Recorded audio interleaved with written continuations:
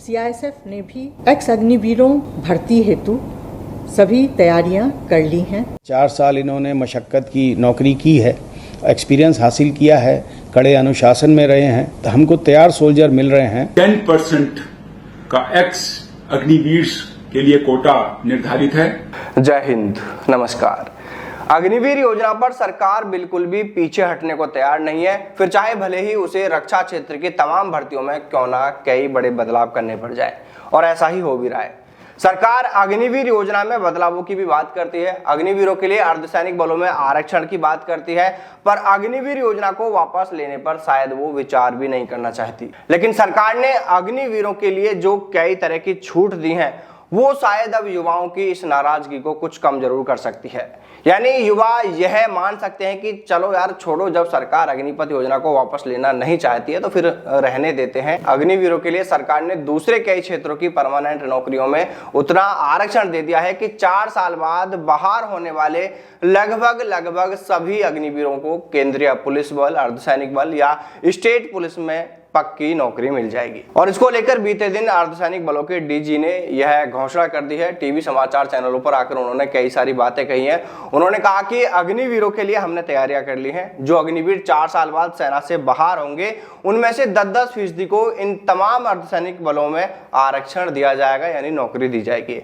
अच्छा, पहले हम एक बार आपको ये कुछ कैलकुलेशन करके दिखा देते हैं, देख लेते हैं कि अर्धसैनिक बलों में आरक्षण देने के बाद कितने अग्निवीरों को नौकरी मिल जाएगी और कितने अग्निवीर फिर भी रह जाएंगे जिनको नौकरी नहीं मिल पाएगी। तो देखिए दोस्तों, फिलहाल हमने यहाँ पर एक एक्सेल शीट खोली हुई है, आप सभी यहाँ पर देख पा रहे होंगे।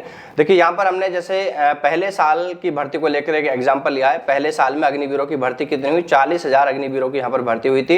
इनमें से 25% अग्निवीर हैं जो 4 साल के बाद परमानेंट होंगे। देखिए यहाँ पर हमने इन और यहाँ पर आउट, ये 2 कॉलम यहाँ पर बनाए हैं। अब हमने 40,000 का 25% जब इन किया, तो यानी कि 4 साल के बाद 40,000 में से 10,000 जो अग्निवीर है वो सेना में परमानेंट हो जाएंगे।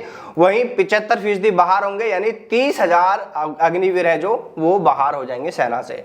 अब हम इसमें आगे इसका कैलकुलेशन करते हैं। जैसे बीएसएफ में 10% आरक्षण है, CRPF, CISF, SSB, RPF, ITBP, Assam rifle और भी 1-2 हो सकते हैं। तो इन सब में हमने देखा कि इन्होंने सबने 10% आरक्षण की बात कह दी है कि इनको अग्निवीरों को 10% इनकी भर्तियों में आरक्षण दिया जाएगा। चलिए, हमारे पास में जो कुल कैंडिडेट जो बाहर हुए थे अग्निवीर, वो कितने बाहर हुए थे? पहले साल की भर्ती में से 30,000 बाहर हुए थे। 30,000 हमने यहाँ पर ये लिख लिया है, ठीक है। आउट अग्निवीर यहाँ पर है। अब हम देखते हैं कि बीएसएफ में 10% चले जाएंगे, तो 30,000 का 10% यानी कि 3,000 यहाँ पर चले जाते हैं। इसी तरह से हमने इन सब में 10% का जो आरक्षण सरकार ने दिया है, तो यहाँ पर देखिए 3,000 अग्निवीर हैं जो इन सब में चले जाएंगे, इन सारे फोर्सेज में, ठीक है। जाने के बाद अब हमारे पास में जो टोटल अग्निवीर इनमें जाते हैं तो कितने चले जाते हैं? देखिए हमने यहाँ पर टोटल क्या है, 21,000। यानी ये चीज आप मत दिखेगा, ये बस ऐसे ही लिखा हुआ है, इसका भी हमने कहीं कैलकुलेशन नहीं किया है। UP police, MP police, state police का कहीं पर कोई कैलकुलेशन नहीं है, सिर्फ हमने लिखा हुआ है। तो यहाँ पर हम देख पा रहे हैं कि ये सारे के सारे यहाँ पर 21,000 जो अग्निवीर हैं वो इन पैरामिलिट्री फोर्सेज में चले जाएंगे। यहाँ से ये देखिएगा। अब बचते कितने हमारे पास में? 30,000। अब 21,000 की नौकरी लग गई तो बचे कितने? 9,000। यानी 9,000 अग्निवीर अभी भी बच जाते हैं। अगर 10% आरक्षण इस समय दिया जाता तो उसके बाद पहले साल की भर्ती में से 10,000 अग्निवीर, 9,000 अग्निवीर अभी भी बच जाते हैं जिनको नौकरी नहीं मिल पा रही है। लेकिन सरकार यहां पर कह रही है कि हम आपको स्टेट पुलिस में भी, जहां जहां पर भाजपा की सरकार है वहां की स्टेट पुलिस में भी आपको आरक्षण देंगे। जैसे यूपी है, एमपी है और भी कई क्षेत्रों में, कई प्राइवेट सेक्टरों में भी ये आरक्षण देने की बात कर रहे हैं, प्राथमिकता देने की बात कर रहे हैं। तो ये कह रहे हैं कि बाकी बचे अग्निवीरों को वहां पर नौकरी मिल जाएगी।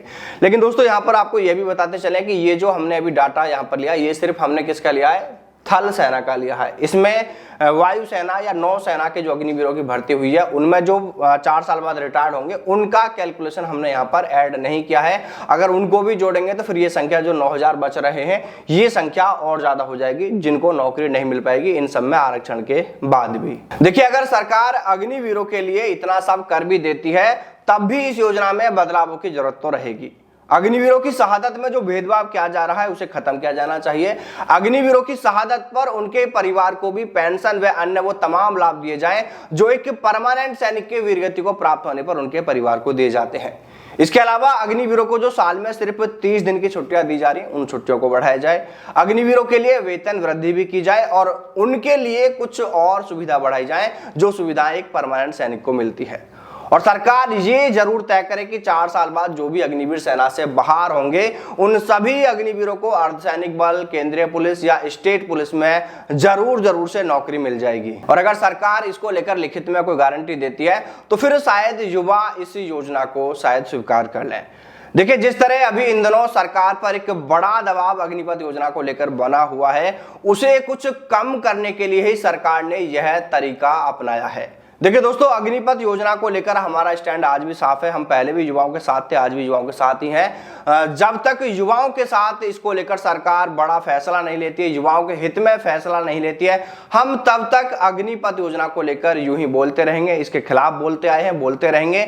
हाँ, अगर सरकार युवाओं के हित में बड़ा फैसला लेती है और युवा उस फैसले को स्वीकार करते हैं और उस फैसले से युवाओं का हित सधता है, युवाओं के साथ में भविष्य में कुछ गलत नहीं होता है, तो फिर हम भी युवाओं की सहमति में अपनी सहमति देंगे। वैसे आप सभी कमेंट करके जरूर बताएं कि क्या आप इस बात से सहमत हैं कि सरकार अग्निवीरों के लिए आरक्षण दे रही है तो इससे सभी अग्निवीरों को जॉब मिल जाएगी, या आप इसको लेकर और अगर कुछ सोचते हैं तो भी आपके विचार हमें कमेंट करके जरूर बताएं कि आप इस पूरे मामले को लेकर क्या सोचते हैं।